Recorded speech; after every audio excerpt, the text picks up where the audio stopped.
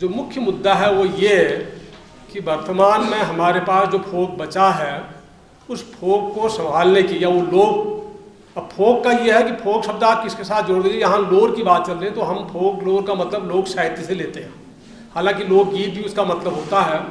तो लोक साहित्य उसके हम यानी व्युत्पत्ति निष्पत्ति में जा करके केवल लोक साहित्य और उसकी विधाओं पर बात करेंगे, और मैं स्पेशली केवल कुमाऊनी लोक साहित्य के कुछ एस्पेक्ट पर प्रकाश डालूंगा। जो लोक साहित्य है वो दुनिया, थोड़ी देर 5-7 मिनट आप बात सुन लीजिए, फायदा होगा आपको। जो लोक साहित्य है वो विश्व भर में जहाँ भी लोग रहते हैं, वो जो ग्रामीण समाज है उनकी अपनी एक बोली होती है, बोली से फिर वो विभाषा बनती है, भाषा बनती है, वो एक अलग उसका दायरा है।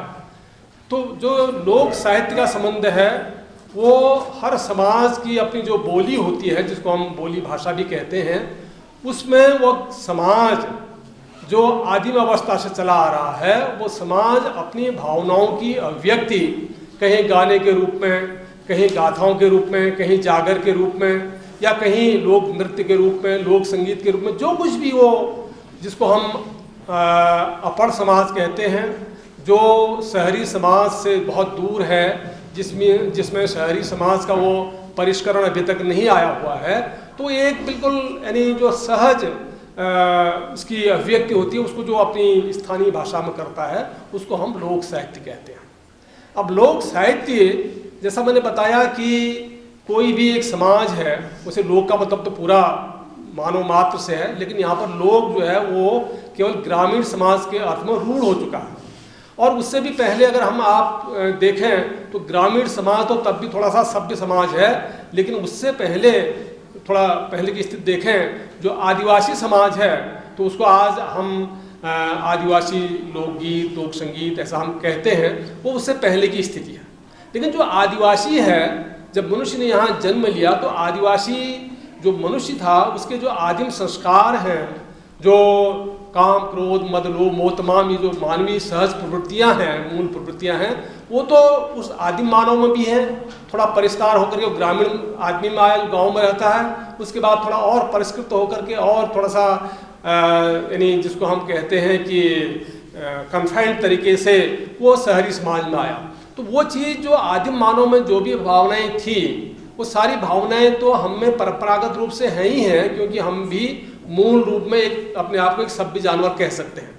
तो वो जो आदिम से जो समाज था, उससे थोड़ा सा जब कृषि युग की शुरुआत हुई, और फिर उस कृषि युग में जो एक समाज था उसकी हर देश की, हर स्थान की अपनी एक भाषा है, उस भाषा के माध्यम से उसने अपने आप को व्यक्त किया। तो वो अभिव्यक्ति जो है अलग अलग रूपों में हुई। उसने एक भय का भाव था तो उसने एक ईश्वर की कल्पना की, जिसको हम स्थानीय देवता, लोक देवता इस तरह की नाम देते हैं। और फिर उसने अपने ढंग से अपने खुशी मनाई, उत्सव मनाए, जिसको हम फोक डांस या लोक नृत्य कहते हैं। और फिर तमाम तरह की बातें उसने अपनी कल्पना के माध्यम से गढ़ी। लेकिन जो वो आदिम मानव है, उसने अपने जीवन में जो कुछ भी देखा, जिस समाज में वो रहता था, कबीलाई समाज था, तो उस कबीलाई समाज का एक मुखिया हुआ करता था और वो मुखिया उनको नियंत्रित करता था। तो अगर हम देखें तो जो हमारे खास करके अगर मैं कुमाऊनी लोक साहित्य के संदर्भ में बात करूं तो विधागत ढंग से हम उसको देखें तो यानी मुख्य रूप से वो 4 तरह का साहित्य दिखाई देता है। एक तो उसमें हमें लोक गाथाएं देखने को मिलती हैं, दूसरा उसमें लोकगीत देखने को मिलता है, तीसरा कहावतें मुहावरे देखने को मिलते हैं, और लोक कथाएं। ये 4 चीज़ें उसमें मुख्य रूप से हमको दिखाई देती हैं। तो लोक गाथाओं में आप देखेंगे कि फिर हम उसको और डिटेल में जाएंगे तो कि वो किस तरह की गाथा है, यानी वो वीरता प्रधान है, श्रृंगार प्रधान है, प्रेम प्रधान है, वगैरह वगैरह, उस डिटेल में मैं नहीं जाऊँगा। लेकिन जो वो हमारी लोक गाथाएँ हैं, उन लोक गाथाओं का हम कई तरह से अपने उस युग के समाज का अध्ययन करने में, उस युग के इतिहास का अध्ययन करने में, वो हमारे लिए प्रामाणिक सामग्री है, एक स्रोत है, वो सामग्री का एक प्रामाणिक स्रोत है। मैं उसका एक उदाहरण आपको देना चाहूँगा कि पिछले कुछ समय से जब हम लोक गाथाओं पर काम कर रहे थे तो यहाँ उत्तराखंड की एक प्रसिद्ध लोक गाथा है राजुला मालूशाही।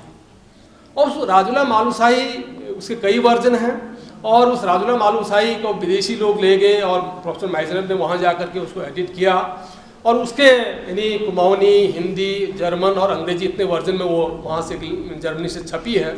तो वो जो राजुला और मालूशाही की मुख्य रूप से तो एक प्रेम कहानी है, लेकिन जब उस पूरी राजुला मालूशाही की यानी भोट प्रांत से लेकर के वहाँ से आते हुए बागेश्वर से फिर यानी ये आपके द्वाराहाट होते हुए वहाँ मालूशाही के महल तक जो उसकी जाने की कहानी है, उस कहानी में बीच बीच में जो उस समय के जो यानी जहाँ जहाँ उसको यानी छोटे छोटे राजा कहना चाहिए, वो लोग जो मिलते हैं उसके रूप सौंदर्य को देख करके किस प्रकार की वो हरकतें करते हैं, किस तरह से उसको परेशान करते हैं और अपनी चालाकी से कैसे निकलती जाती है, उसको अगर आप देखेंगे कि उस समय के समाज का पूरा आप अध्ययन कर सकते हैं कि क्या मानसिकता उसमें लोगों की थी।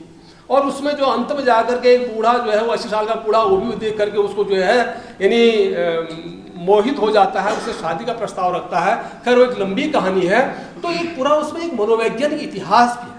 तो उन लोक गाथाओं के माध्यम से हम अपने तत्कालीन समाज के जो सामाजिक ढांचा था, जो सामाजिक स्तर थे, जो समाज के अलग अलग वर्गों की जो यानी स्थिति थी, उस पूरे उसका हम अध्ययन कर सकते हैं। उसमें से वो हमको प्रामाणिक इतिहास मिल सकता है। इतिहास का मतलब आजकल क्या होता है कि केवल राजनीतिक इतिहास यानी राजा का इतिहास, बाकी हमारे समाज में क्या था, यानी किस तरह की हमारी सामाजिक स्थिति थी और क्या स्थानीय स्थितियाँ थी, वो उसमें कहीं भी अंकित नहीं होती। बहरहाल तो लोग, मैंने कहा कि जो लोक साहित्य की एक विधा है लोक गाथा। अब जो हमारे तमाम देवी देवता हैं इनकी अपनी गाथाएँ हैं। आज की तारीख में आपको शायद जानकारी न हो, हमारे सबसे जो आराध्य देव यहाँ गोल्लू है, गोल्लू पर 3 महाकाव्य लिखे जा चुके हैं कुमाऊनी में। और एक सल्ट में यहाँ हरुहित एक यहाँ के क्षेत्रीय एक राजा हैं, उन पर एक महाकाव्य लिखा गया है हरुहितायन। तो ये जो क्षेत्रीय यानी प्रधान थे प्रकार से, उन क्षेत्रीय प्रधानों के माध्यम से, उनके जीवनचर्या के माध्यम से भी हम यहाँ की समाज संस्कृति को समझ सकते हैं। इसी प्रकार से आप देखेंगे कि जो लोक कथाएं हैं, लोक कथाओं में तमाम तरह का उपदेश, तमाम तरह का ज्ञान, तमाम तरह की व्यावहारिक जीवन की बातें भरी पड़ी आपको मिलेंगी। और उसके जो तमाम लोकगीत के जो तमाम वर्जन हैं, और लोकगीत का आप देखेंगे जो अभी बात आई थी कि हमें ये गलती नहीं करनी चाहिए कि जो यानी तथाकथित पढ़ा लिखा व्यक्ति नहीं है कि वो बेवकूफ़ है, मूर्ख है। अगर आप देखेंगे कि जो हमारे यहाँ लोकगीतों का एक शैली है, बैर कहते हैं उसको।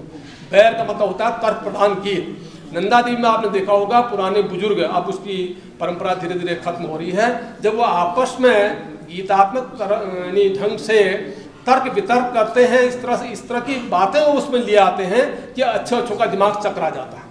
तो वो जो बैर है आप देखेंगे उसमें, तो उसके माध्यम से बिल्कुल तर्क युद्ध उसके माध्यम से वो चलता है। और ऐसे ही न्योली विरह प्रधान गीतों में आप देखेंगे कि आप देखिए एक ग्वाला है, वो जा करके जंगल में किस प्रकार से अपने लिए मनोरंजन का साधन ढूंढ लेता है। यानी उसमें ज्ञान भी है और संगीत भी है और एक प्रकार से मनोरंजन का भी यानी साधन। काटना काटना पालियों चौ चौ मासी को बना, बगना पानी थामी जा तो नहीं थामी नो मना। अब इसमें आप देखिए ये खाली लोकगीत नहीं है, इसमें दर्शन भी है पूरा पूरा। अगर आप किस जड़ में जाएं, काटना काटना पालियों चौ चौमासी को बना, आप घास काटते रहेंगे तो पल्लवित होते जाएंगे। यही लीजिए एक पहाड़ में किसु थू, यानी चूड़ी खंड बार बार, वो पानी खंड एक बार। इसका मतलब ये हुआ कि आप जैसे यानी कहना चाहिए लाई है या पालक है, इनको आप तोड़ तोड़ के खाएंगे तो कई बार सब्जी मिल जाएगी, एक ही बार आप उखाड़ देंगे तो दोबारा आपको नहीं मिलेगी। माने ये हुआ कि किसी चीज़ को आप उसका जड़मूल समाप्त न करें तो अगर उससे आपको जो है वो चीज़ बार बार मिलती रहेगी। ऐसा नहीं कि आपने ज़्यादा अंडों की चाह में पूरी मुर्गी ही काट डाली, मुर्गी पालेंगे तो उससे अंडे बार बार मिलते रहेंगे। तो ये जो लोक ज्ञान की परंपरा है, उसका जो म्यूजिक है, उसका अपना अलग आनंद है। तो ये सारी चीज़ें हमारे लोक में हैं और उसकी एक अविच्छिन्न परंपरा चली है।